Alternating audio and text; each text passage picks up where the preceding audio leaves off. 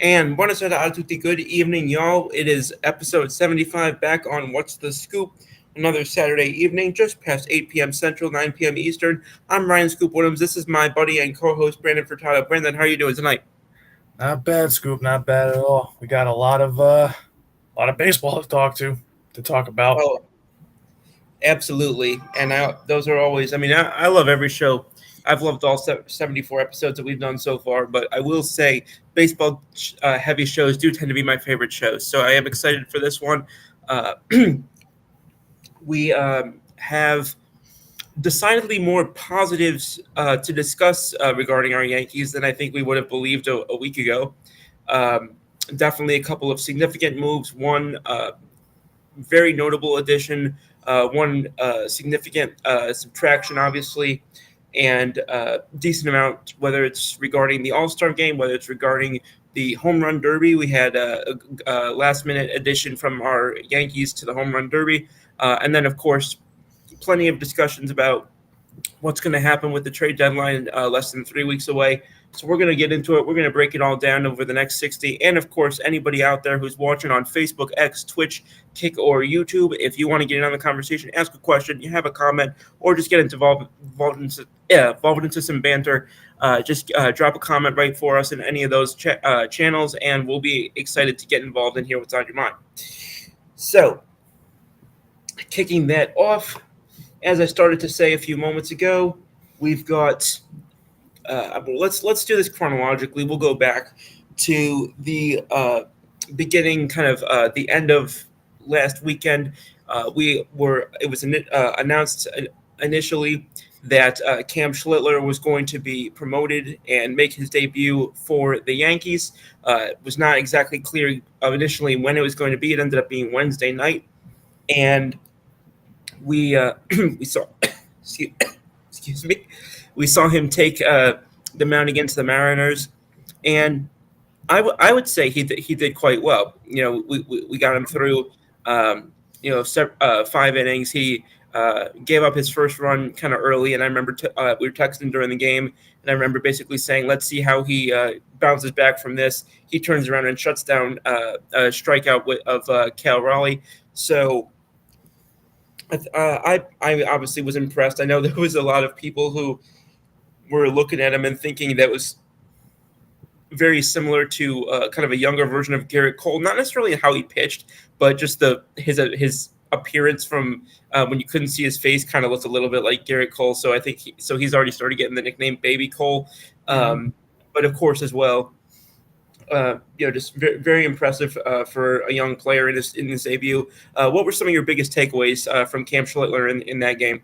Yeah, I would actually take it even a step further. Not even just how he looked, but the effort, kind of the effortless looking kind of gas that he threw.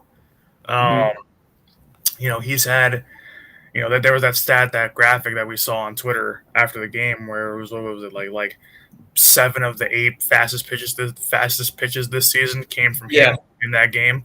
yeah. So, for the Yankees, and the only other pitcher on that list that wasn't him out of the 7 out of those 8 spots was Yari De Los Santos, who isn't even here anymore. So, uh, Yeah, I honestly forgot he existed for a moment. yeah. So, he was. We had talked about that day. Had said that his fastball like averaged around 96 or so, but he was consistently touching 98. I mean, a lot of that's probably just being amped up for your first start. But he Mm-hmm. even hit 100 multiple times, which was insane to think about. That Mm-hmm. he's got that in the tank. Um, so that's really really encouraging. Uh, I thought he did well. I mean, every rookie's gonna kind of have a little bit of ups and downs in their first start. He gave up 3 runs, but when you think about it, it wasn't like it was 3 like runs in an inning where he got shelled. It was 2 solo shots, and then he just gave up another run, kind of just throughout the course of the game, how the ebbs and flows of the game. So and one of them was a Yankee, was basically a quote unquote Yankee killer with Jorge Polanco, who always hits the Yankees well. He got his solo shot, Yeah, and so I had forgotten at first that he was on Seattle this right now. yeah, so I'm not worried about that. I think it went 5 1/3. I think was the amount of innings Yes, pitched. I thought it was 5 even. Might have been 5 1/3. Yeah, I think they let him get one out in the sixth. Um, Yeah, you're correct. Yep, 5 1/3. yeah, he went 5 1/3. 3 earned runs, not bad. Totaled up a good bit of strikeouts. I think he had 7 Ks in the game. Um, 7 Ks, 2 walks, yeah, four hits. Unfortunately, two of those hits were home runs, um, but you but can you can you can you can live with the solo shots though. It's like that's no, exactly. I again, like we both said, I think this was absolutely a start from which you can build off. I definitely mhm, think that he showed his that strikeout ability that a lot of people were excited about when he was coming up, and I think that as he gets adjusted more, yeah, I'm sure obviously they'll get more and more comfortable with him going, deeper into games. I don't think anybody expected that he was going to go too far into the games so far, or right off the bat. So, but I was excited about it. I enjoyed watching, and I know we talked about this. I enjoyed watching how when he would give up one of those big hits or one of those home runs, mhm, he like you said, it wasn't like a successive, like he just had one bad inning that just completely got away from him. It was, he would have, he would give up one of those things, but it was not rattling him. It was, yeah, he was coming back with a vengeance, and then, you know, it was individual sort of breaks in the ice at different times, but he never seemed to lose his composure. He never seemed to, you know, and it didn't ever seem like he was believing he had to pitch differently. yeah, Like I never saw him like go away from what he thought. I saw conviction in his stuff. I saw and I saw a lot of the pitch what his pitches were doing in the fifth and sixth inning being very similar to what they were doing in the first, and that's a good sign as well. yeah. And then on top of all that, he got the win, which was nice. Um, just a little, a little added bonus to how well he pitched. Um, yeah, and the thing is, I think he struck out Cal Raleigh. I think all 3 times he faced him. I think it was, um, which is insane to think about. Yeah, every time it feels like every time we've talked about Cal Raleigh on the show, it's been in his home run race with Aaron Judge. It's definitely nice to be able to look at a game that he's where we've had against him where he had an O for that day. He got struck out twice. It was actually one of his uh, least impactful games all season. So to have that happen on a day when we started a guy in his debut, it's kind of hard to have a better welcome to the big leagues type of moment than that. Oh yeah, especially with a guy that red hot. Um, and Cal Raleigh in general, just outside of that late home run that he hit in the first game, that obviously it didn't mean much. It was off one of our our AAA AA pitchers. Um, outside of that, Cal Raleigh didn't do anything that entire series. Um, you And know, this is something else I want to point out about Cal Raleigh is I think a lot of people when they see a ton of home runs they automatically assume a ton of strikeouts. This is not a guy who's got like a 30% strikeout yeah, rate. Of he's right there with Aaron Judge in that regard too. It's about 25% strikeout rate, which sounds high to some people, but it really is right in the average when it comes to the league in this day and age. And so to have somebody like this, have it happen against somebody like that who's not, it's not like we're sitting here as like a dealing with somebody who's sort of three true outcome or yeah, strikeout prone at all. yeah, yeah. And that's impressive too because like for any rookie pitcher, you see so many guys make their debut and they do get rattled after giving up that first run or that first solo home run, and Right. you didn't see it on Schluter's face. I mean, he might have been a little down, but literally he got right back on the mound after that first one, came Mhm. back, struck him out. Um, Same thing after the next one. It was like he would have those little moments of like, okay, well you made one bad pitch, but it wasn't like it led to like a snowball of an inning. where it was like, Mm. okay, then the next guy walks him, then the next guy base hit, then after that it just keeps falling apart. It was a solo home run, but it was few and far between. It was in between all the strikeouts and Mhm. lazy kind of outs that he got them to produce. So yeah, I mean, you can't ask for much more from a debut. I mean, that Right. in today's game, that's a hell of a debut. So It is, and also I think to say, to add on the fact that it was in New York, so this is, yep. we already, and obviously I know it's one game, but the one of the biggest questions they ask is, can you do it in New York? And he did it in New York against a team that is no slouch whatsoever. So I'm very excited to see how he kind of follows that up. I really hope this is a guy that they're going to keep in the rotation going forward. I really Hmm. hope this isn't just like he's going to come up, make two spot starts, and then go back down. I really hope that they commit to keeping him in the rotation. I think that I think that would be a significant development, not only for the team and for him, but also just for Yankees player development in general, which we know has come under scrutiny in recent times, rightfully so.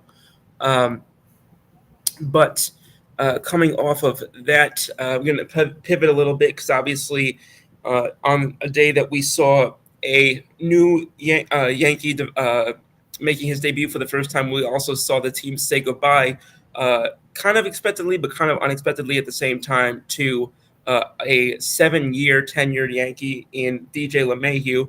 Uh, Team deciding to designate him for assignment, releasing him the next day, and then apparently he still wants to play. It's been discussed today that he is in active negotiations with other teams about being either a first or second baseman for the rest of the season. But insofar as the move that they made, did you agree with the move that they made to move on from DJ LeMahieu? Were you surprised by it? And do you think that Oswald Peraza at third base is something that the Yankees should go with the rest of the season? You know, I agree with the move. It had to be done. We hadn't really gotten we I mean it was a stretch to say that DJ was going to be 2019 DJ, again, and we knew we were never going to get that out of him again. Um, Right. Excuse but me. but but no one could have expected that. Even after 2019 great season, an MVP candidate, to go from that. 2020 is a kind of a lost year, but in 2020, in those 60 games, he was phenomenal. He killed the baseball.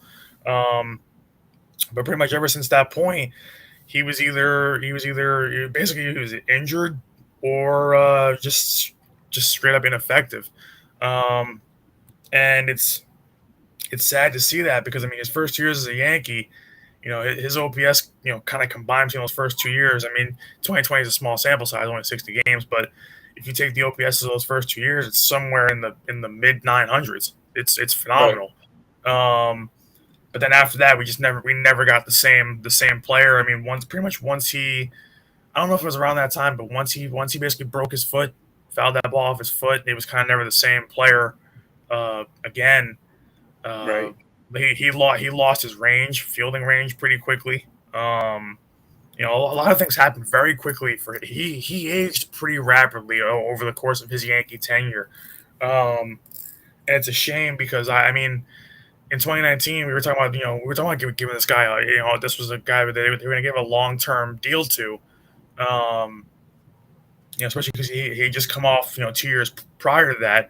He had come off an All Star year, a Gold Glove year, all these with Colorado. So you figured, hey, this is a guy you'll keep long term. He can hit. He's not a home run hitter, but he just hits the cover off the baseball, singles, doubles, things like that.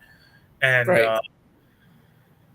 we never saw it again. Pretty much after COVID, we never saw it again, and it's a shame. I mean, 2019 DJ LeMahieu was still fun to watch, um, super fun to watch, but but at the same time, he never said a bad thing about anybody. His teammates loved him. He was all business. He rarely showed emotion, but when he did, he felt strongly about something, and that's Oh yeah. he just we don't know everything, but he just looked like he was just a really good teammate, a really good player when he first came here. It's just a shame to see the drop off, the dramatic drop off. But overall, in terms of like how you want a Yankee to act, and what you expect of them, he was a consummate Yankee. So, uh, I was saying for a couple of years at that point to get rid of him to try to Yeah, eat the money, and same here. I know why they couldn't earlier because he was owed a lot of money, but I was saying that really for the past 2 or 3 years for them to kind of cut Yeah, bait. Um, but that it is what it is. And then with the with the other things kind of going on around that, with the and what kind of really put the nail in the coffin in his Yankee tenure was the whole thing where he said that he'd be open to playing third base, but he admitted that he couldn't really. It was physically demanding on him at this point in his career. yeah, Um, that did definitely, and we already knew he was struggling at second a little bit to get to balls in the hole and things like that. So right.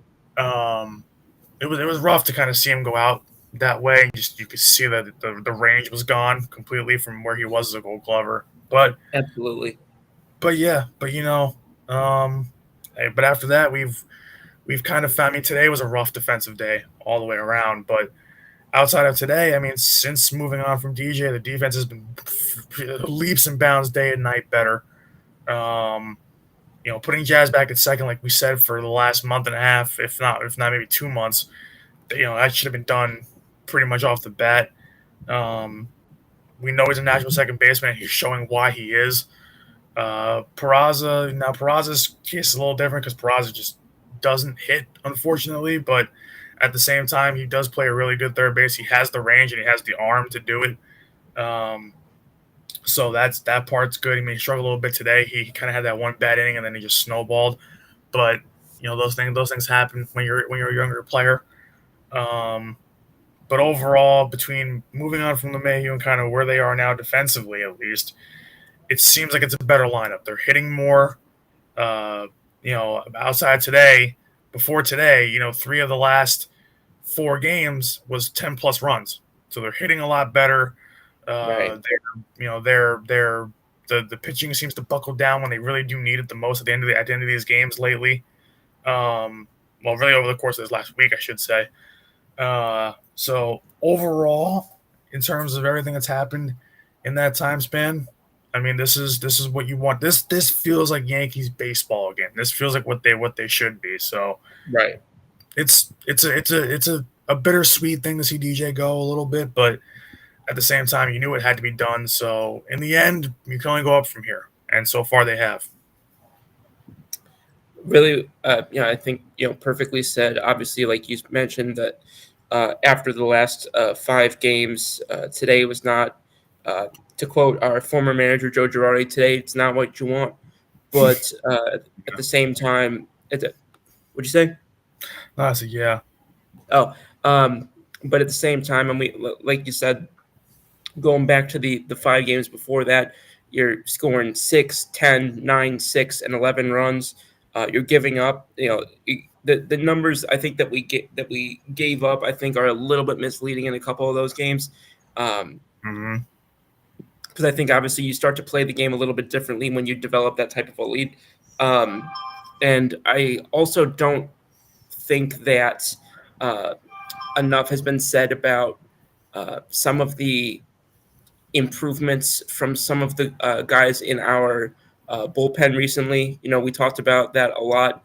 Mm-hmm. And it has, I mean, when I say recently, I mean quite literally like the last, week or so. That is in no way me saying that we absolutely still need to go out and add to this bullpen. But I think also there are a couple of guys who you can maybe look at and say we could maybe trust them a little bit more than we thought we could, a week or two ago. Again, sometimes, over a long season, guys who pitch 50, 60 games, guys are going to have a couple of clunkers. They're going to happen at, frustrating times at times. But I do believe that there is a fundamental ability to challenge for a championship with this team. I do believe, as opposed to, what we may have believed about a week or so ago when we were coming off our our second 6-game losing streak in about a month. But I think that there's a lot to work with here.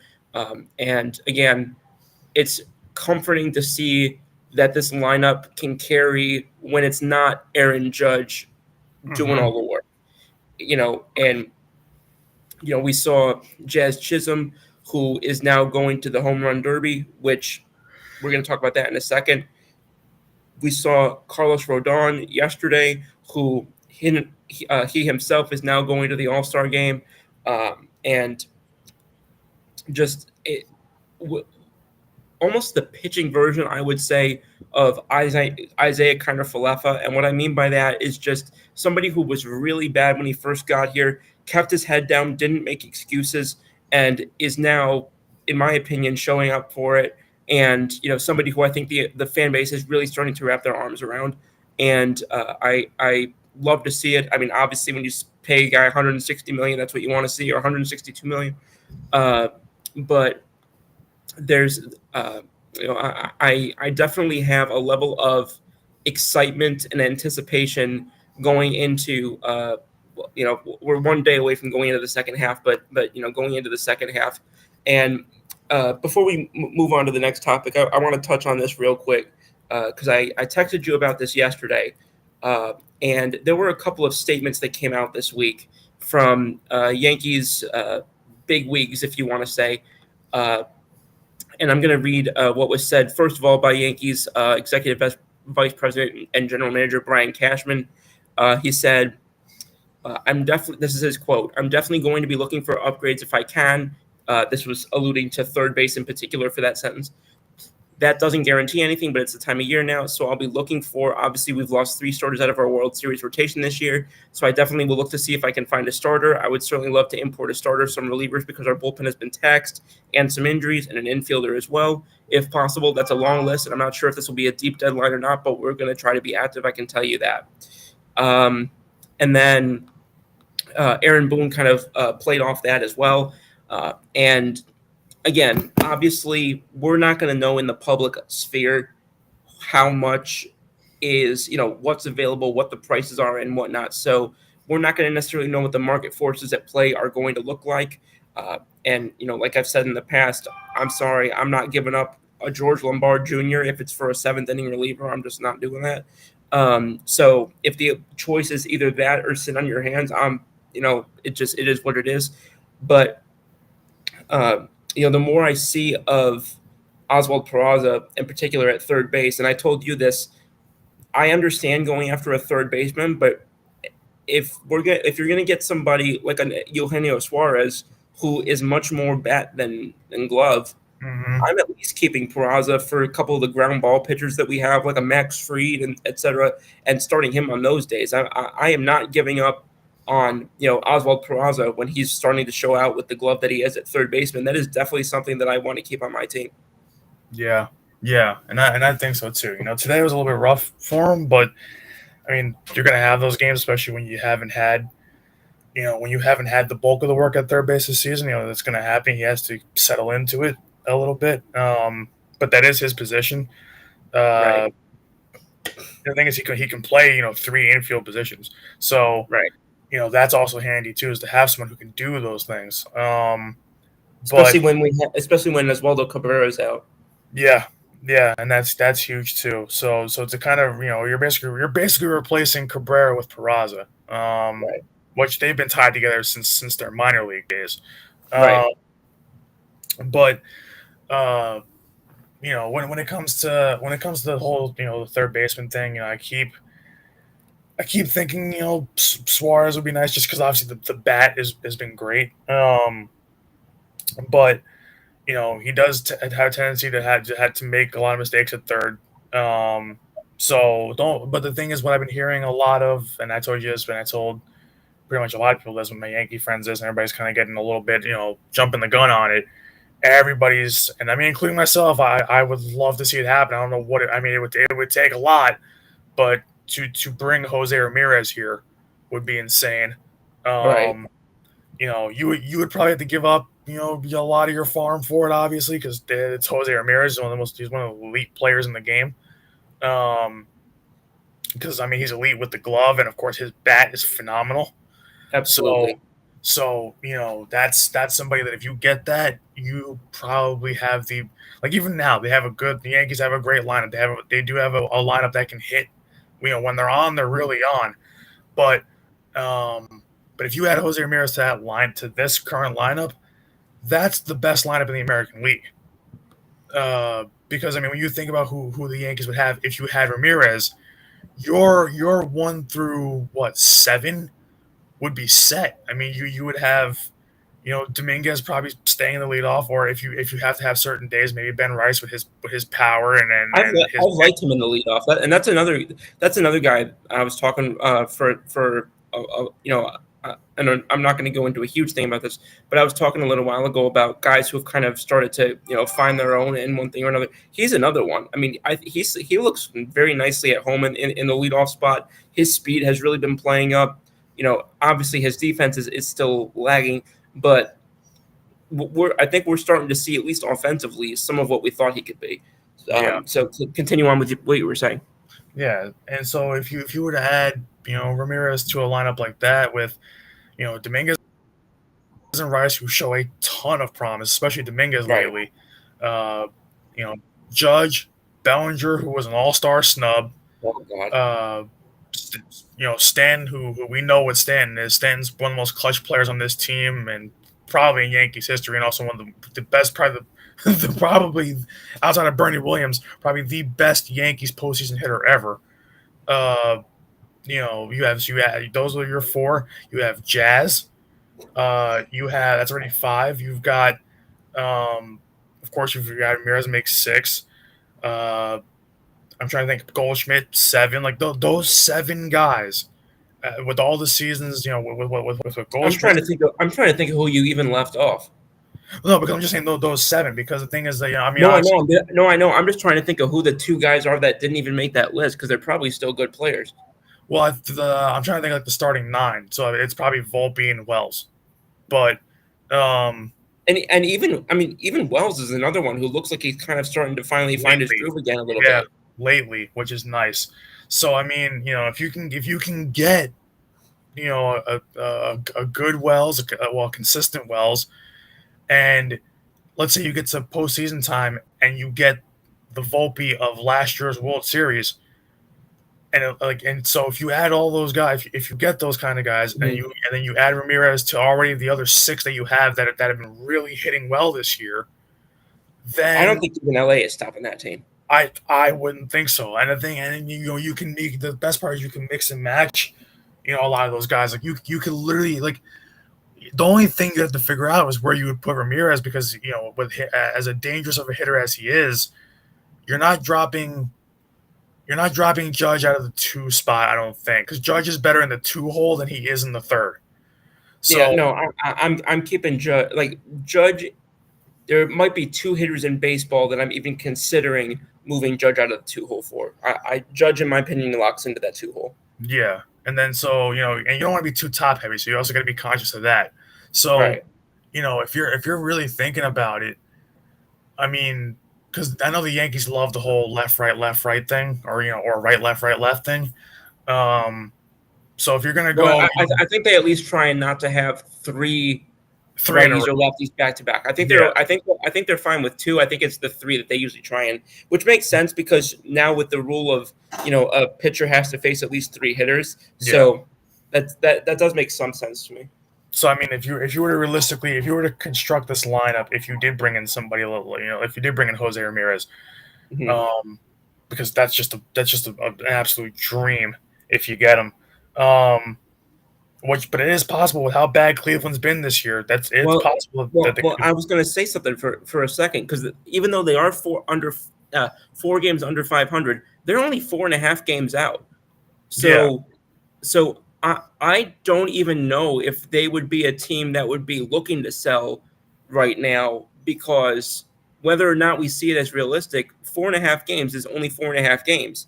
It's and the AL is weak. So Well, the AL, I mean, the top 13 teams are all within 6.5 games of a wild card spot if they're not holding one already or leading a division.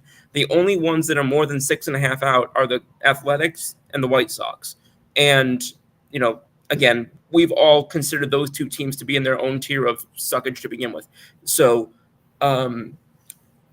so this AL, and you know, I know it's a cliche phrase, but this AL really is wide open. I think, you know, there is, you know, obviously there are certain teams that you have more faith in than others.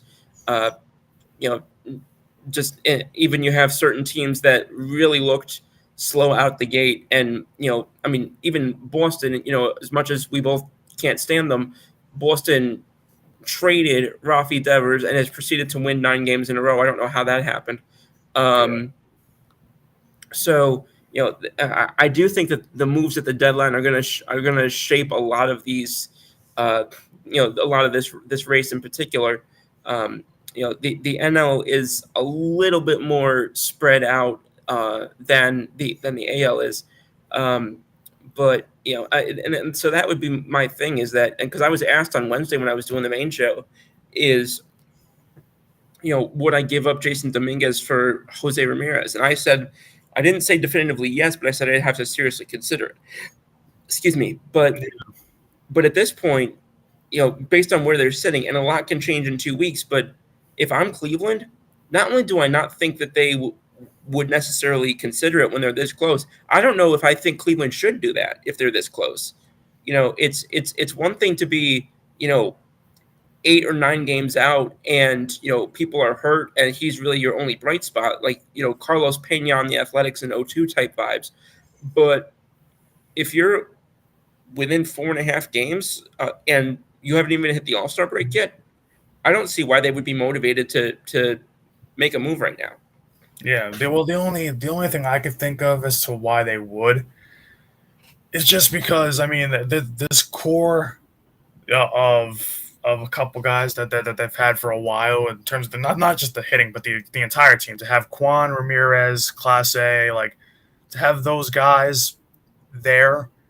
I think Clase is far more likely to move. Yeah, he probably will. But I'm thinking, like, my thinking is that, you know, yeah, they're not too far out, but it also feels like I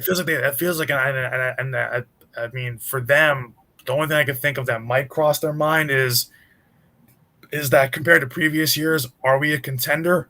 No, not like they can be. They have the guys that have been there before, but from where they've already been, you know, what's like, I think they would have to probably realize, you know, what's the window, because I don't think the window is the same. I think it's closing. So, you know, so because are, you know, can they look at their team right now and say that they're going to get back to the ALCS? I don't think so. So what's tough is, you know, they might be motivated to sell if they think that the window is starting to, or not starting to, but is closing. So I and then also too, if you're Cleveland, because eventually, you know, you do want to get younger, faster, and then Jose Ramirez is fast, you know, but he's 32, so, you know, he's great. He's gonna be, you know, in Cleveland's Hall of Fame one day, and then obviously probably be in the you know, baseball Hall of Fame. That's how good he is.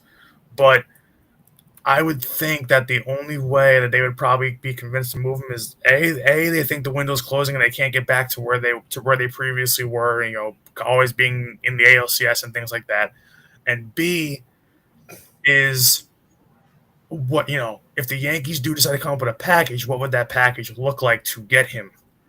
So, Well, because that's another thing is, because let's be honest, if they make him available, the Yankees are not the only team they're going to reach out to. And there are other teams that I think, just being honest, I think could put forward a better package than the Yankees could.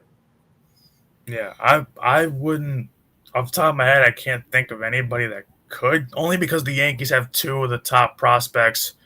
Like, they have two really high prospects plus a guy like, I mean, they're not going to do this, but they do have Cam Schletter. Like, they have a bunch of guys who are top prospects on top of maybe, like what other teams have. So to me, like, I don't know what exactly their positions and needs are. I haven't looked closely yet at their roster, but Mhm. if I had to think of it, I don't think it would take a crazy package of like Dominguez and Lombard and Jones to get Ramirez. That'd be, Well, I think, I think it depends on how much we're eating of the contract. I think because it's Cleveland, it probably would be more financial than prospect. So I yeah, do agree with you on that. But excuse me, sorry. because it's like But I can't because I can't think of because if it's the financial side of things, then I mean, well, the best thing to do right now is to trade Spencer Jones while he's this hot yeah, because that I've never been. I think I told this. I've never been more willing to trade Spencer Jones than I am right now. yeah, and it's not even the fact like obviously like we don't want him up here, but it's a business. He's not going to have a full time starting position on this team even next season. Forget the end of this year if he catches fire. Next year he won't even. So or The only most likely he won't. well, So as a left-hander, the only thing I think I could really see is if, for whatever reason, next year they don't have at least one of Dominguez, Bellinger, Grisham, like that group, and perhaps, or even perhaps if they if they don't have Goldschmidt and they decide to put Rice behind the plate for some reason, and then they open up first base and maybe try and put Spencer Jones at first base because he has a left-hander. But but even from that vantage point, and he's also not considered. His fielding uh, is not considered great. So yeah, that's why I think first base might be something that they look into with him if they keep him. But no, like I mean we saw it with guys like Estevan Florial. We've seen the 70 grade power, the big speed and all that, but the guy swings and misses and strikes out 40% of the time. Like, I don't care how loud your tools are if you can't put the bat on the ball. yeah, like a quadruple A player that they call them, or a triple A plus Right. player. Right. And it's um and again, like you said, to give him credit, he is having a solid season. He has played 12 games at AAA. He is hitting 408, has an OPS of over 1,300, has a 14% walk rate, and 6 home runs, 6 stolen bases. But even again, and this could go. Obviously, this could either get better or get worse. But even right now, after only 12 games, he's got a walk rate, or a strikeout rate of almost 29%. So I know that that's a small sample size, but already it's playing up. So and typically as you advance, from Double A to Triple A, and certainly from Triple A to MLB, typically you're not improving your strikeout numbers. Hmm. Yeah, so the best part is like and when you look at how he fits, and because we're talking about trying to find him, if he doesn't move at this deadline, then what do you do with him for next season? But at first base, my my gut feeling, and I think this is kind of the common theme I think among Yankee fans is that even if Goldschmidt has a great season, he's old, and I think they would want Ben Rice to be the future first baseman. Yeah, I agree I, with that. and I think that I think Belly ends up opting in because he's a player option. I think he's going to stay. Yep. Uh, I think Dominguez stays. I think Dominguez he's just scratching the surface of what he can be. And Hmm. then obviously then Judge is Judge and Wright, and then you have Grisham is the odd one out. Obvious, Yeah, obvious. well, Yeah, that's what I was. That's what I was thinking. Is he looks like kind of the guy on the outside looking in. Yeah, because I mean, listen, he's having a great year this year, and you could say that he should be in the All-Star game, but but especially lately now, I mean, his defense has been a little rough lately, and it's just that he's not going to play. You're not going to play him every day next year and keep Dominguez as a part-time guy still. So, Dominguez, I think at this point has earned the right to be a full-timer probably the rest of this year. Obviously, given certain exceptions, certain days off, things like that. But next year, I mean, Spencer Jones, he got all that power as a lefty, and yeah, that would play well in Yankee Stadium. But Mm-hmm. at the same time, it's just he's going to be 25 next year if you keep him, and he's got to play almost every day. You can't keep him and have him platoon in the outfield, or keep having him split time if you want him to be trying to transition to first. I mean, that's Ben Rice's spot, probably next year. So it's it's tough just because he's got all this potential, but the time to move him is quite literally now. There's literally no other time to move him. So if you're gonna go, if you're Brian Cashman, you're gonna go all in to get that third baseman, and hopefully at this, I mean, I would hope it's Ramirez, even though I think that's a little bit unrealistic, but it still could happen.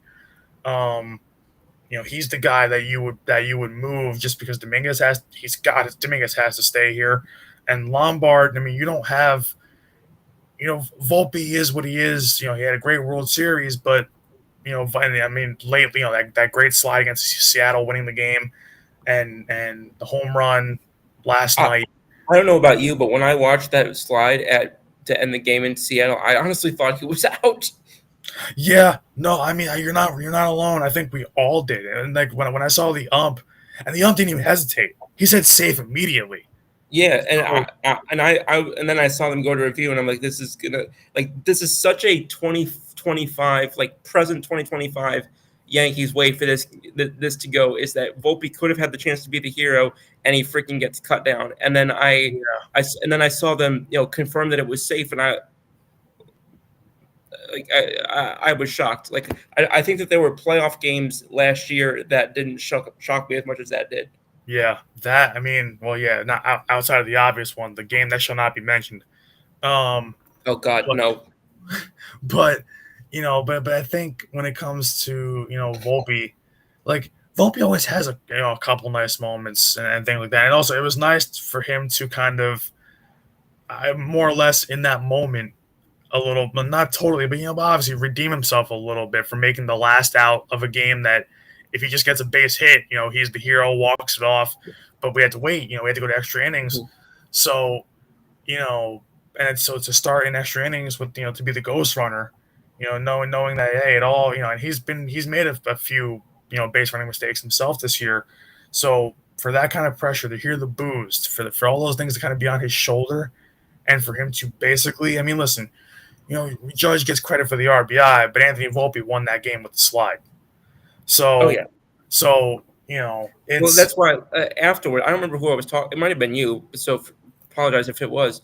But I remember talking afterward to somebody, and they were interviewing Aaron Judge, and they were like, "Why are they interviewing Aaron Judge and not Anthony Volpe?" yeah. I said, yeah, it should be That was Volpe. you. Okay. Yeah, I was like, yeah, it should be Volpe. I mean, it's like, yeah, you're gonna interview the guy that drove in the run, and 99.9% of the times, when you have the guy that drove in the run, it's like he really did drive in the run. He either hit the sac fly super deep to where the run was gonna score anyway, or what have you, or a base hit to win the game, or a walk off home run, whatever that might be. But that Judge fly ball, that was basically a can of corn, pop into decently, like not even, Michael K said medium deep outfield. I don't think that was even medium deep. It was barely medium deep. So and if Julio makes a better throw on the right side of the plate, Volpe's out. So that's what's tough. I mean, listen, it worked out in our favor, but I was like, or if you're gonna interview, that type of situation, that and then the player that drove in the run, in a situation of Anthony Volpe, who made the slide to win the game, that swim move slide to win the game, have them both there. So, but I know they won't. The Yankees don't do that, and I mean, no team really does. But, but I think that going back to it with the whole young guys thing is, you've got Volpe. Like, Spencer Jones doesn't have a position in the outfield to play really on this current version of the Yankees, this current kind of group that's presumably going to stay here next year. So and at that point he's already 25. It's like, okay, he either needs to come up or you have to move him. Like there's no point at this point to even hold on. But in Volpe's case, we talk about the fielding mistakes. We talk about some of the base running mistakes. We talk about obviously the hitting isn't where we'd like it to be at all. But but behind him, the only guy behind him that they're waiting on is Lombard. So that's why it's tough, and that's why people keep saying like, oh, would you rather, who would you rather trade or what packages would you do? I'm like, to me, Dominguez is off limits. Lombard should be, because if Volpe doesn't turn around, you don't have a shortstop now at all at any. Lombard is the type of guy that I'm declaring like untouchable, in a sense that there are maybe 3 guys for whom I would be willing to trade him if I had the chance to get him, but they're the type of guys who almost are not becoming available. And I'm talking like Paul Skeens type of player. Yeah, pretty much. Especially because there's, Lombard is somebody where it's like he's already been on MLB Network, and he's being touted as this great Yankees prospect coming up. Which I mean, that as soon as I hear the next great Yankee prospect, that scares the hell out of me. Yeah, and because it literally just happened with Anthony Volpe, calling him the next Jeter and having him come up. I don't remember that, but it's probably because that would have annoyed the hell out of me, and I probably blocked it out. Like I definitely, and that's like in this area I heard it a lot. I heard it on the radio and things like that. Like, oh, like they're like. I don't listen to Yankee radio at all. I mean, I haven't listened in a long time, but I remember like during that time, him coming up, 3 years ago, it was like, oh yeah, the local kid, the kid from Jersey, grew up a Yankee fan, we were talking about the whole Yankee fan thing and how it's kind of blown out. Yeah, we spoke about that a couple shows ago. But they're talking about he's the shortstop of the Yankees. He's gonna fill Derek Jeter's shoes well. Like, I heard that a lot. I heard that he could be the next Jeter because his bat or his glove is supposedly really good. He's a Gold Glove type of shortstop, and eventually he did win one, but the hitting hasn't come along. So it's tough, and now the defense has struggled this year too. But so it's tough to figure out, to get Jose Ramirez. The package would be, definitely a couple prospects, and obviously the Yankees would be taking on, the rest of his contract. So, you would assume, that there, so that there's a kind of a risk reward on both sides for this. Right. But it's tough. That's why, to me, at this deadline, I mean, like if they're going to go after, we're talking about Class A too. Like, if you're going to go after Class A, you're obviously, like we were saying, you're not going to get rid of Spencer Jones for Class A. That's ridiculous. Yeah, that's probably someone more that's like a few years away, like raw type, like a Roderick Arias type. Yeah. Carlos Legrand. Yeah, and I definitely think that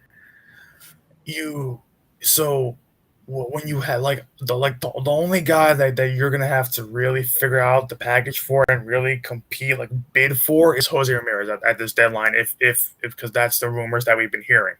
But a guy that you would get probably in place, or not even if you get Suarez. We're not even talking about Suarez at this point, because we already know that of what he does with his bat, but obviously you lose it in the glove. but everybody keeps making the joke, or not the joke, but saying like, oh, the Yankees are probably they're gonna go get a third baseman. They're gonna settle on Brian Hayes, and I uh, don't even remember having heard that, to be honest with you. and I've heard it a few different times. But that's because but that's the joke I've been hearing flying around because the Pirates are just so bad they're just gonna sell a ton Right. of things, and one of them was gonna be Brian Hayes, but Brian Hayes, like people were joking around about that, saying that would be the move that the Yankees would make because of the fact that the guy's batting 230, but his OPS is 570 something. Oh. So like everybody's joking around that it's like okay haha funny, but it's this is there's Jody. I see the comment. Astros are on fire. That's just Um, wrong side, boys. um, which yeah, fair enough. But I did just hear that while he's up here real quick, I just heard rather that Christian Javier began a rehab assignment today. It was according to the Houston Chronicle. I know he threw for the Florida Complex League, so just for Jody if he hadn't heard that already. yeah, that's good. That's any kind of listen. Anytime you can get the you can get help back. Pretty much is nice. Right. But The thing when you talk about Eugenio Suarez, and that's kind of been, I would say that's kind of been the name that's really been gaining more traction in terms of a fit or a target for the Yankees at the deadline. But what was interesting to me is that came with a caveat that they would probably try and get either Merrill Kelly or Zach Gallen. I do not want Zach Gallen. yeah, There is no part of me that wants Zach Gallen. This year he's got an ERA over 5. yeah, He's not showing anything redeemable in his pitching, whether it was his um, you know K rate, his walk rate, his ground ball rate, keeping the barrel off the ball, his chase rate, none of it. And I don't mean the place in Canada. And yeah, so like if it's going to be any of those three guys, and I honestly have the most the thing that the one that intrigues me the most, honestly, is Merrill Kelly, and I even have my reservations about him. But of those three guys, those are the guys that I have, or of those three guys, my biggest target of those three would be Merrill Kelly, not Eugenio Suarez. yeah, Jody says, "Are the Yankees doing DJ dirty?" I don't really see how you're doing DJ dirty. You're still paying him the $22 million he's owed through next year. You're just not letting him go out there and be a pumpkin on at third base. I don't think you're and doing second him, for that matter. or second for that matter. I don't think you're doing him dirty at all. I think that I think it would have been doing him dirtier if you just kept him on the bench and didn't let him. I think they did right by him, because now he can go and potentially get another contract, see if he can, either a minor league deal, and see if he can make a roster by September 1st so that he could be eligible for the postseason. I think that they did more right by him by cutting him, as opposed to keeping him riding the bench and not see if he has anything left in his. So trade him. You got to understand, the guy had no trade value whatsoever. I probably could have gotten more in a trade for myself than for him. Yeah, There was nothing there. He was not hitting consistently enough. He had been hurt, which he used to be, a pinnacle of health. Now he's getting older, he's getting banged up. I don't know this for a fact, but I am very comfortable saying that this move did not happen without them trying to trade him at some point. If they were going to make this move, they definitely tried to trade him before they made a decision to eat $22 million to let him go. yeah. Because the Yankees are not dumb. They're going to exhaust every option before they have to eat the money. So yeah, no, I believe if they could have traded DJ LeMahieu, they would have traded DJ LeMahieu. Excuse me. But good to see you, Jody. Hope you're doing well. And actually, I'm going to throw this back at you for a second because we were just talking a little bit about kind of how chips are going to fall in, over the next couple of years, kind of how pieces are going to shift around, etc. And I came across an interesting stat yesterday. And you and I had talked a little bit about sort of the up and down of Jason Dominguez, and some of the struggles that he's had. Excuse me, I don't know why I have the hiccup so badly right now. But it was astonishing to me because I looked at the breakdown this season. As a left-handed hitter, he is hitting 296 with 7 home runs and 24 walks and 58 strikeouts. As a right-handed hitter, 1 home run, 9 walks, 29 strikeouts, and grounded into 3 double plays. Should they do, because people used to talk about, should Oswaldo Cabrera just focus on one side of hitting? Should Jason Dominguez just be a left-handed hitter? I mean, you're gonna face in today. I mean, just in general, you're gonna face a lot more righties than you will lefties. So, I think that, I mean, I would love to. It's still valuable to have a switch hitter on your team. And it's like, yeah, he hasn't been great, from the right side, but It's been horrible. Yeah, but I mean, I remember, but I know he has had his moments from the right side this season. I mean, few and far between, but still he has had it. So it's still valuable to have. I mean, but he's been so incredible from the left side of the dish that I mean, you would, a lot of people would say, yeah, just leave him there and let him focus on that instead of trying to do both, because that also might make it just easier for him to play field too. But or at least focus on that during the games. I'm not saying, in between games, don't still practice from the right side or don't still take swings from the right. I'm not saying that, but, at least in games when, things are counting for or against you, lean more heavily on your left side, like lean into what you're best at. Yeah, and I think that's a fair point. I mean, when you're so good from one side, versus the other, I think, yeah, I think that's a fair point to let him focus on that. Definitely. Yeah, and that's just it. Like I was not in any way say give up the switch hitting. Like I know a lot of people were saying to Oswaldo Cabrera to just give up the switch hitting. I'm not saying that, especially not for as young as he is. But I think as long as you're going to be taking at bats in crucial at bats in crucial games, and I'm sorry, but as long as your defense is still going to be a liability, I think that it's not a bad idea if you're going to be taking those hits from him, being still struggling in left field.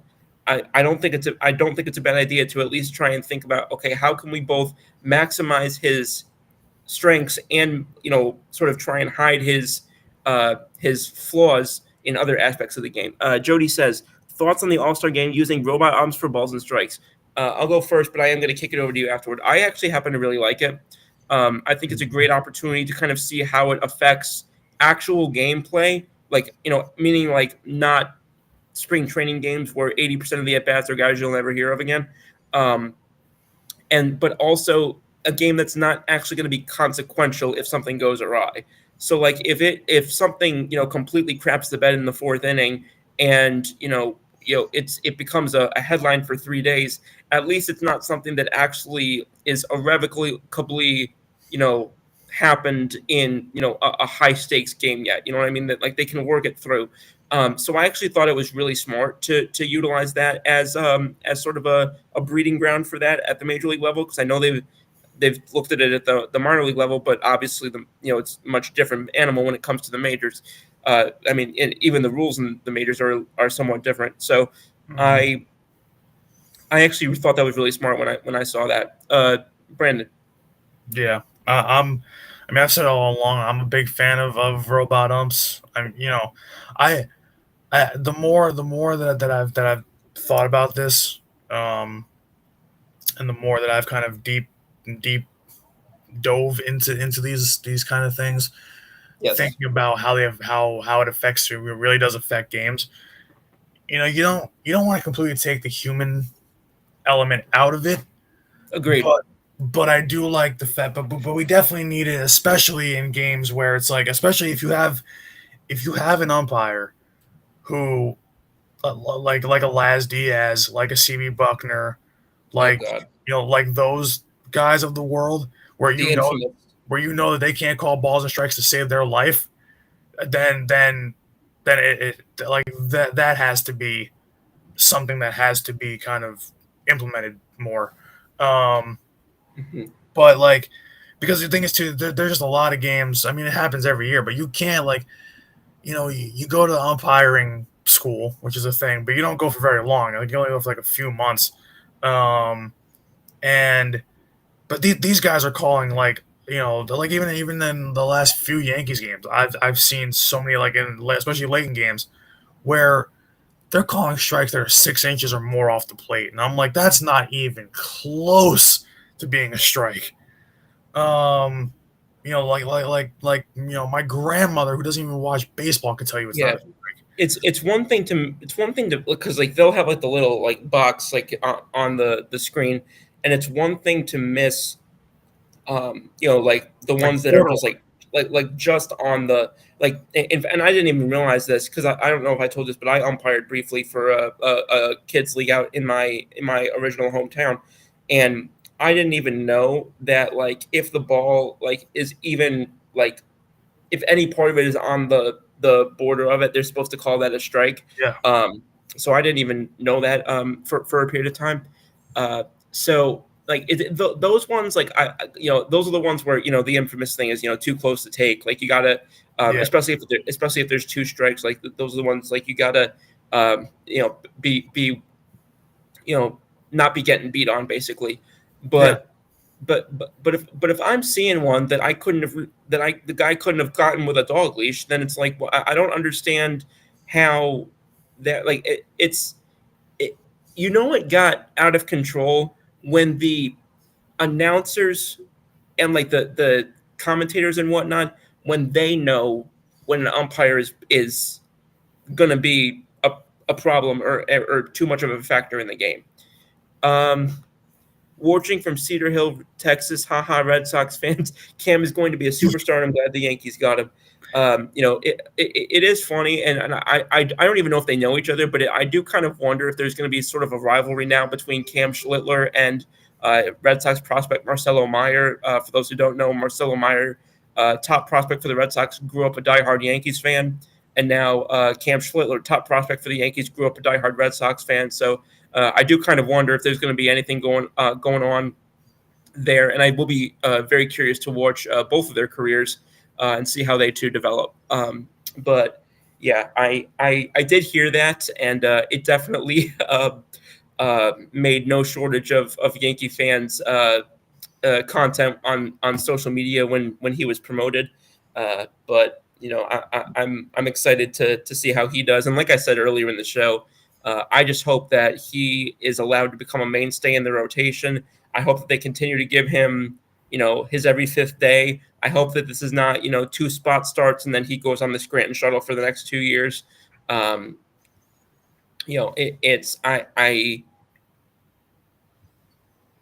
want to see them be able to develop pitching, and I want them to see them be able to develop starting pitching.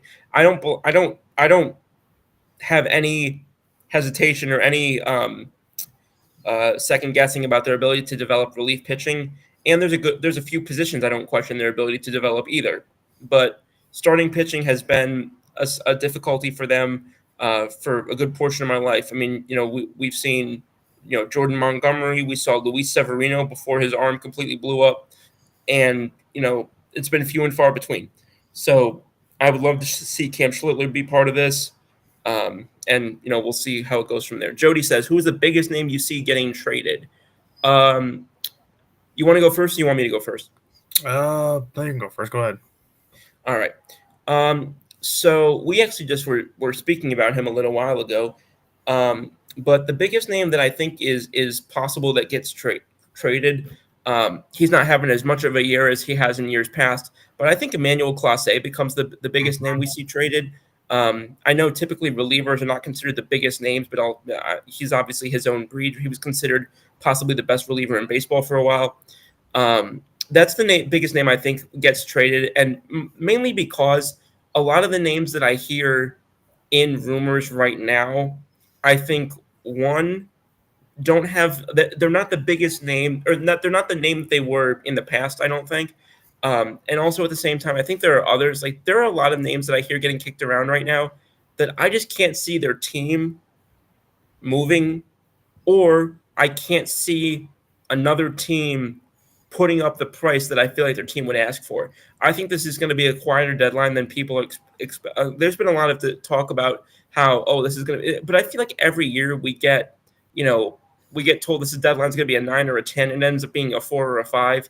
And I think we're in line for the same thing this year. So yeah, I would say look for Emmanuel Clase to be the biggest name traded. If there's a hitter with a bigger name than Clase who gets traded, I'll be very surprised. Yeah. And, we were talking about the rumors of Jose Ramirez. And,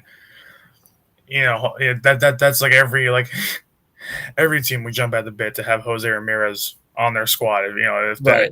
especially because he'd be under control for the next 2 or 3 years. So Right. so it's not like you'd be getting him as a rental. You'd be getting him to keep him there. Um, but like I still think it could happen. Is it the most likely? No, but I do think it could happen. And of course, if it did, of course, us as Yankee fans would want to see that happen. We would want it to be us. Yeah. But especially because Jose Ramirez, we being in the AL, and Cleveland being one of our long time kind of rivals that aren't direct rivals. Mhm. We've seen a lot of Jose Ramirez over the years. Um, so, but I still think, yeah, Class A is probably still the biggest one. And then the obvious is like Suarez, because his hitting prowess is just nuts. He's one of the best hitters in baseball this year. Um, but I mean, outside of that, this really isn't a deadline where you can look at like 4, 5, 6 guys and be like, oh, they're all big names. Like it's not like that. I mean, the biggest No. name, the biggest names that not even saying they will, but could get traded are literally like Clase, Ramirez, Suarez. But Right. that's really like the top of the top, and that's not even for sure. And then like all the other guys probably will, like all the other guys, like an IKF, like a Brian Hayes, basically a lot of guys on the Pirates.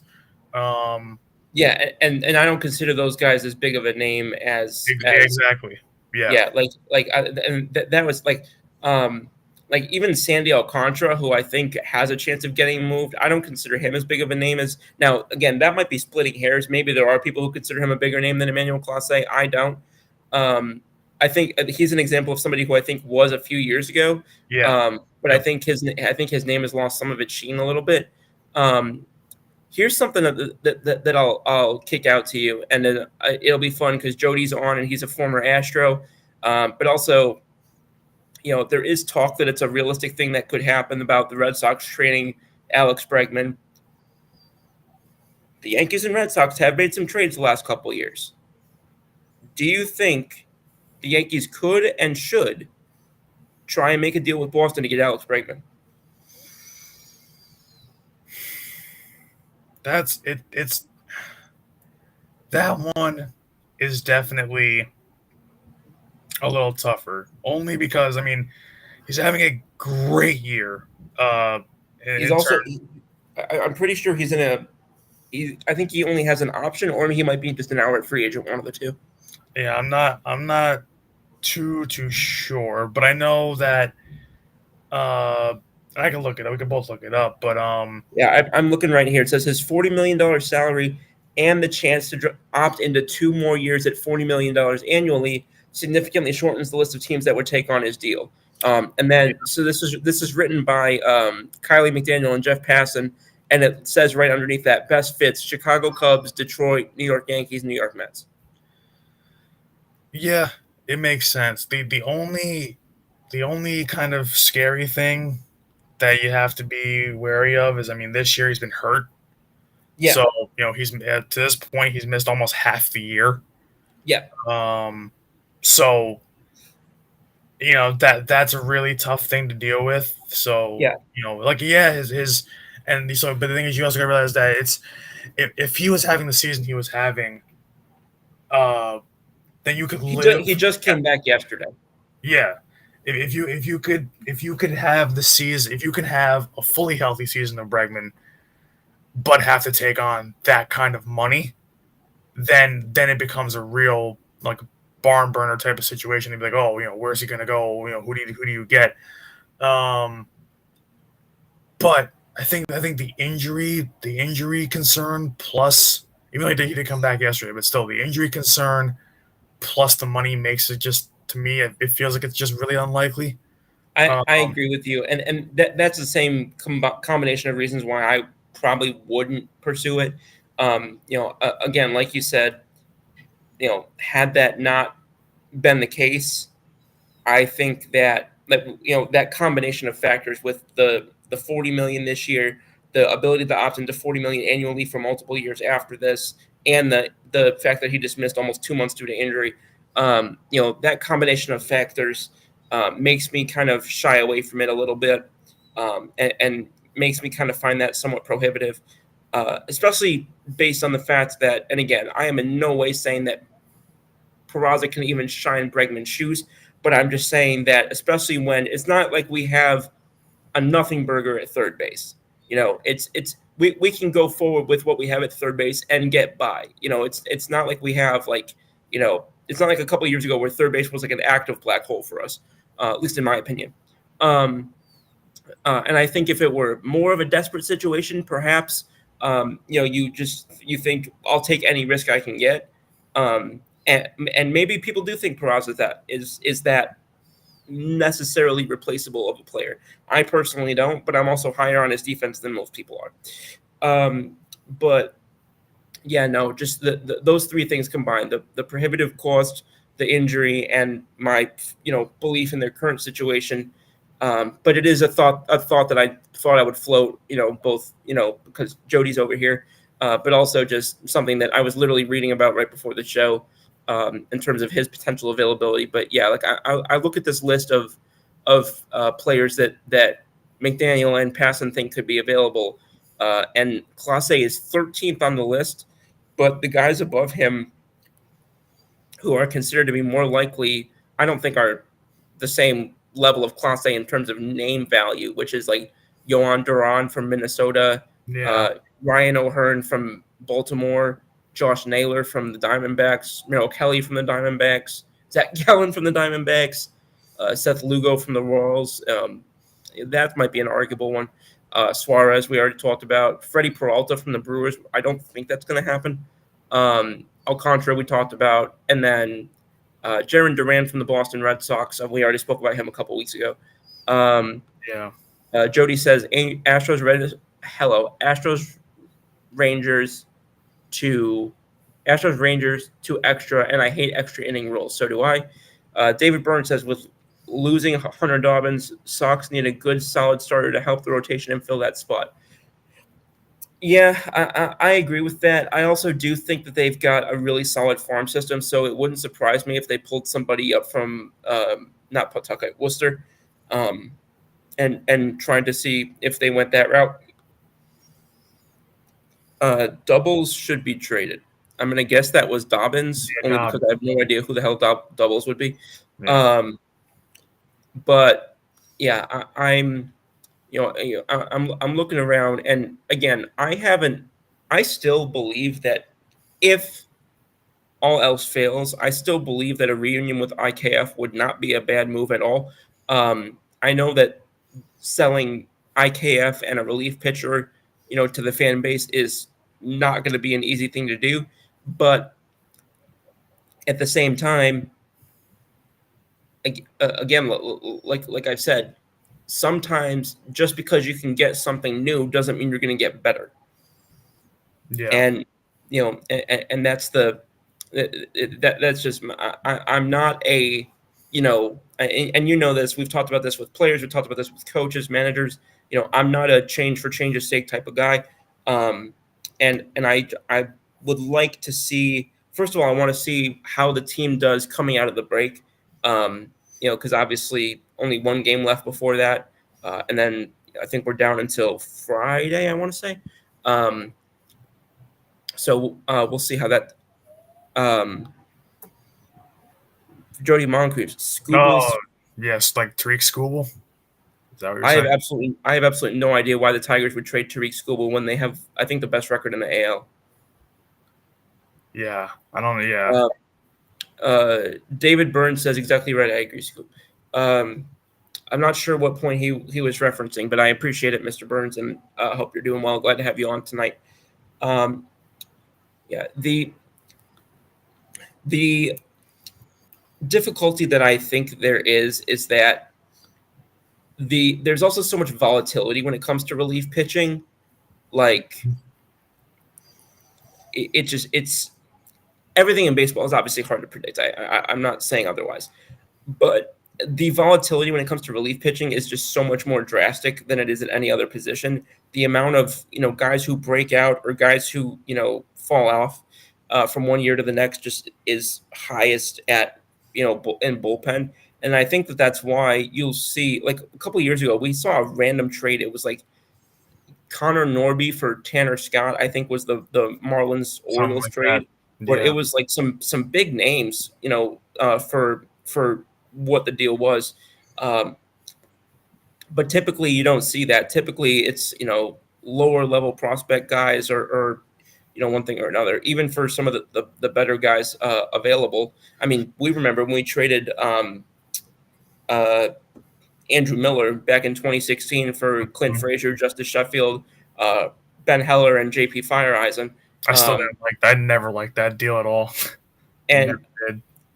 and again, that was for considered one of the most valuable relievers in baseball at the time. Mhm. I didn't know enough about him at the time. I didn't want to trade either one. I didn't want to trade Chapman or Miller at the time. But then again, that's because I thought we had a shot. I think we did well with the Chapman deal. I'm obviously less happy with the Miller deal. I think when you trade Chapman, you get Gleyber Torres, you get Adam Warren, you get Billy McKinney, and then you go and get Chapman back 6 weeks later. 6 months later. I think that, but yeah, the ultimate turnout for the Cleveland deal obviously was left so much to be desired. Honestly, you could argue that the best thing that came out of the Cleveland deal was Justice Sheffield being flipped, and the year that we got from James Paxton from Seattle. Yeah. I would argue that might be the best thing that came out of that Cleveland deal. Yeah. And the thing is, I remember watching James Paxton that year. I mean, I love the Big Maple. He was one of my favorite pitchers, of that team. Same here. I loved watching him. I liked him when he was in Seattle, so I was hyped when we got him. Yeah. And I really wish he was one of the guys that I remember watching him pitch. And I was like, man, I hope we could find a way to keep him. And it didn't happen. But I think we would have tried harder had he not been so damn injury prone. Yeah. I think, and that was the tough thing. But that year, I mean, hey, he was there for the COVID year, but only had one start, so you don't count it because basically the whole COVID year is a wash anyway. So yeah, he went down with Tommy John, right? That's what happened after 2019. Didn't he go down with Tommy John? Something like that. But yeah, I mean, 2019 the numbers were really really good. And I'm really surprised that year he wasn't an all-star because 15-6, he finished with 15-6, 3.82 ERA. I found that he had spinal surgery before the 2020 season, and then he strained his flexor tendon after making 5 starts. Yeah. So he had 2 injuries. Yeah, he was basically pitching injured during COVID. So yeah. Well, that was also that cluster of when we was like, are we going to have baseball? Are we not going to have baseball? Yeah. And it was just like so. I'm not saying that season doesn't count for people who succeeded, but I do give more grace to players who struggled during that year. Yeah, that's what I'm saying. Everybody's numbers are kind of across the board. We're a little bit wonky.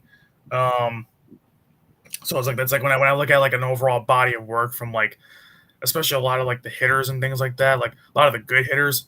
It's like you look at their total numbers. You're like, oh, 2020 they had like like this guy who hits 30 home runs, a season.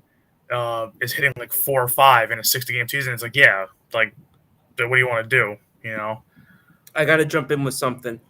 Joel Sherman reports that the Yankees are in talks with teams shopping backup catcher J.C. Escarra. I'm Who guessing that? he. So I'm guessing he would be if they were to move him.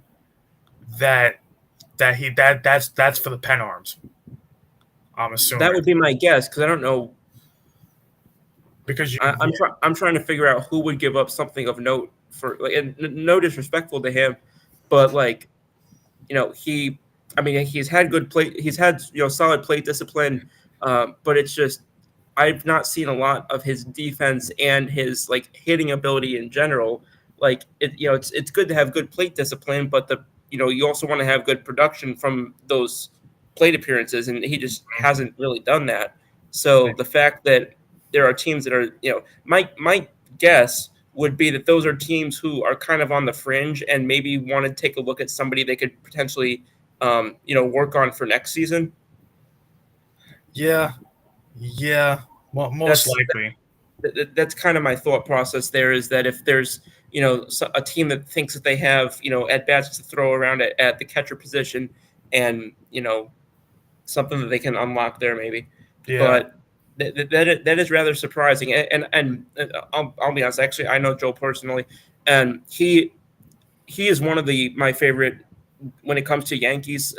He is a really reliable sort. He actually was somebody who had the Adam Warren deal, like the Adam Warren inclusion in the Cubs deal before anybody else. So, yeah, he has always been a really reliable guy when it comes to the Yankees. Highly recommend checking him out on and New York Post if you can. But Mhm. that does surprise me. But I think you're onto something there. I think that would make good sense bringing him in um, when it comes to uh, bullpen. This article opines that potentially uh, kind of lower level starter third baseman could be an option. Guys like Willie Castro from the Twins, Ahmed Rosario from the Nationals. Um, Also talking about the Nationals, conversation comes up, or they mention the name Kyle Finnegan, and then the Padres is a team that needs catching. They mention guys like Kyle Hart, or and this one particularly catches my attention, Matt Waldron, who is actually a knuckleballer. Hmm. That's interesting. Yeah, Yeah, I followed him a little bit when he was when I was doing the Colorado Rockies show last year. yeah, yeah. I wouldn't. I wouldn't mind. Yeah, I honestly wouldn't mind flipping a Scara, because the name that stuck out among that lot of players you mentioned to me was Ahmed Rosario.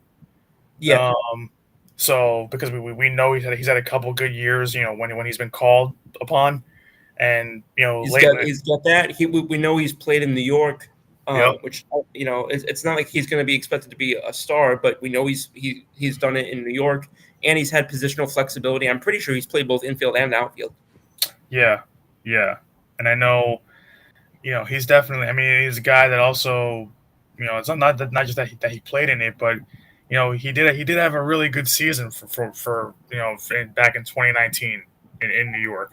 So, um, he had a very very short stint with the Dodgers, but he's played there too. So he's no stranger to big markets. He's no stranger to. I That's a mean, good he's point. I forgot he played for LA. That's a good point. yeah, and on top of that, he's 29. He's not like this guy's like 33, 34 years old.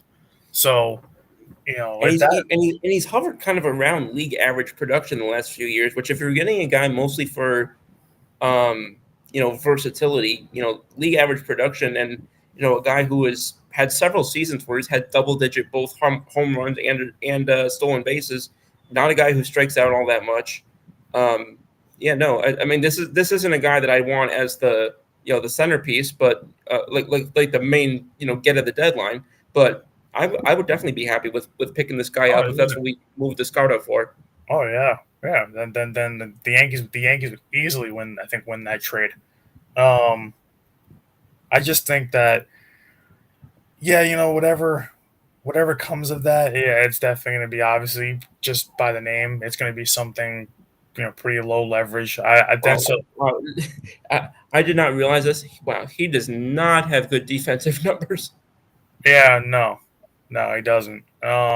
Especially. Oh, well, part of that is because he's okay. Part of that was because he played most of it at shortstop, and he was a terrible shortstop apparently. Yeah, Um, looks like largely due to sorry, um, well, a couple different things, but anyway, but I don't really see them really using him as much as a shortstop anyway. I mean, because again, we talked about third base, which he has played a decent amount of this year, which is somewhat interesting because he never played there in the majors before last year. So that's kind of fascinating.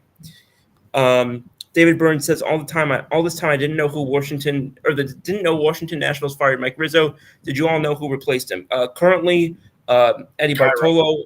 Currently, Eddie Bartolo is the who was the assistant GM, is serving as the interim. They'll do a full interview process this offseason. And then at the managerial level, because they also ousted Davey Yep. Martinez, they have uh, Miguel Castro. Excuse me, Cairo. Cairo. Thank you. Oh yeah, yeah. Yes, because Miguel Castro was the guy we had on the Yankees, the bullpen guy. Okay, that's where I got that from. Yeah, but Okay, the, yeah, um, I don't really, I don't really know, what this deadline is going to bring. All I know is that it's yeah, like I'm with you. Every time it's funny when the deadline is a little bit quiet, that's when big things happen. And then when they try to hype it up and say, oh, it's gonna be a big deadline, nothing happens. Nothing of note, like really of note happens. Um, so it all kind of depends. This feels like that this is the kind that this would be with seemingly how quiet we think it's gonna be.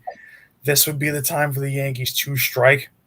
That's just what it feels like, given their quite need. possible. Although, this is the other thing too. The Yankees like to do like we saw this last year. We saw this with as far back as the Ichiro trade. We saw this with the trades that they made when they quote unquote sold in 2016. We saw this with the White Sox trade when they got Frazier, Canely, and Robertson back. They like doing their stuff a little bit before the deadline. They're not a team that really waits to the 31st to make their moves. This Yeah, is if they're going to do something, I would look for it to happen in the week leading up to the deadline.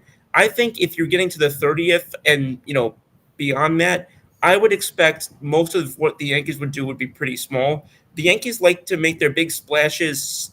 They like to act early and fast. yeah, yeah. And I mean, they did that. From what I remember last year, they acted pretty early on getting Jazz.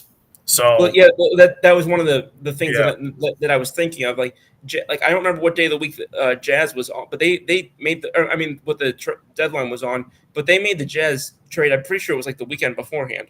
yeah, it was something like that. Yeah, so it's definitely it'd be interesting just because Also, there's a few sorry. names out there, but Also, I'll throw this in because it's so fitting for the conversation we were just having.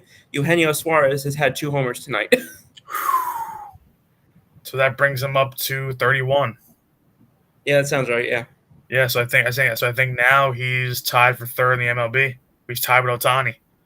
Um, yeah, it would be 31. And all yeah, the RBI, the home runs and RBIs, the offensive production is there. The OPS is over 860. It's phenomenal. Yeah. Um, No, it's I've got no questions about his ability to produce power wise. It's just my question is, that's like that's one of the few things we don't need. So like that's yeah, kind of where my mentality is I got no problem bringing in a power bat, but if I'm bringing in a power only bat, is that like that's what we've been saying for the last couple of years that we already have enough of. yeah, So that's kind of like that kind of ties into what I was talking about change for change's sake. Like, how much of an upgrade are we getting compared to the potential, hit we'll take defensively? Are we just going to end up back in where we were in 2022? yeah. Or just would it be a wash? Because Yeah. that's kind of what you have to think about it, especially when you have, you know, you're gonna have, Suarez has played basically every game this season. If you have somebody on the mound like Max, like we're saying, with Max Fried, who's a more of a ground ball pitcher, more of a soft contact pitcher, you don't want to take that chance of having Suarez make an error at third base. So, it's kind of like a damn you do and damn you don't thing. It's like, yeah, you're where you're losing, it ends up being a wash where you're losing in the bat with Peraza, you make up for it with Suarez, but the problem is you're trading the flip side of that too. So it's it really is a tough situation because everybody's eyes light up at the numbers, and of course, I mean that's what happens. Everybody wants to see Well, offense, everybody wants that kind of stuff.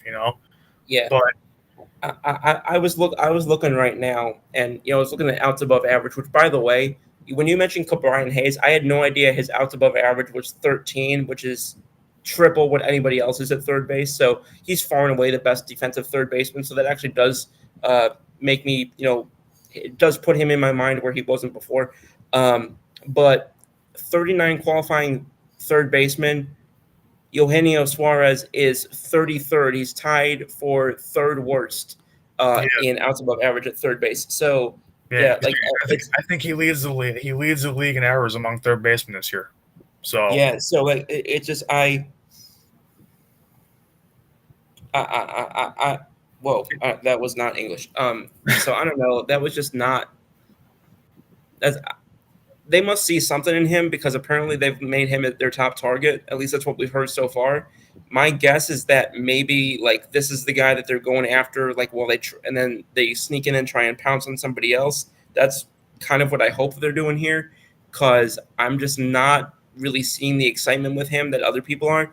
But again, it's you know, it's mostly all the people that just hope that the bat outweighs the glove. That's right. that's what it is. And now, yeah, but it's July 12th. We got 19 days left. It's the end of the first half, and whatever happens over the next 19 days, we're locked in, and it's right now I guess it's in cash we trust. So we'll see how it goes. And with that, do you have anything else you want to add before I take us out? No, I mean that's it's funny. We are roughly about 3 weeks out from the deadline, but it's so funny that we basically had our own deadline show now. No, So for real. it's we had our own kind of hot stove, quote No, unquote. exactly. So it's there's only so much we can beat this into the ground, obviously, but it's important as we get closer to talk about stuff like this. But it's definitely at least for the Yankees' sake, with what they need to really kind of put them over the top. It definitely there's quite a few different routes they can go with depending on what they feel they need the most. Mhm. Um, so we'll see. But it should be interesting. The Yankees always find a way. I mean, no one expected Jazz Chisholm to join the Yankees last year, and this year he's one of the best players on the team. He's an All-Star. So Not only did nobody expect it, but there were active reports. I think like 4 or 5 days beforehand that the Yankees didn't think he'd be a good fit on the team. yeah, So and not that not so not just, not just that. There's even reports not even just that he wouldn't even be a good fit. There's reports saying the Yankees weren't even going to do much rest of the way, rest of that deadline. That was it. yeah, Like I don't even remember that one, um, but yeah, no, like it obviously you take everything with a grain of salt when it comes to reports and yeah, rumors in deadline season, but the Yankees find a way to make moves where it's almost like they feel like they were obvious the whole time, and we're like, how did we not see it? But the whole time we were hearing that it was not going to happen. It's like a weird combination. It's kind of like the Cliff Lee thing, yeah, yeah. but we'll see. All right. I want to thank everybody who tuned in tonight. Just a quick update for those who are still on. Um, Brandon and I are not going to be on next weekend. Brandon, you are traveling much further than I am. You're off to Portugal. I hope you have a safe travel, and I'm looking forward to hearing all about your adventures. I'm also traveling. I'm going back to my hometown, so I will. We are both going to just not be on the show next week, but we will be back on presumably the weekend after, which will put us right up to, speaking of the trade deadline, that'll put us right up to deadline week. So that'll be a perfect time to jump back on.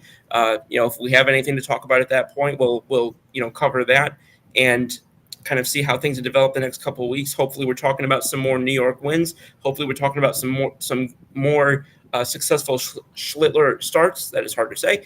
But we'll see how it develops. I really appreciate it, and I hope you have a wonderful trip, brother. Thank you, man. Thank you. Same to you. Hey, listen, going back home is always, they always say, home is where the heart is. So that you're gonna Exactly. you'll have a good time going back home. It always feels Absolutely. Really excited. And I will say, not going to miss escaping this heat wave for a little bit.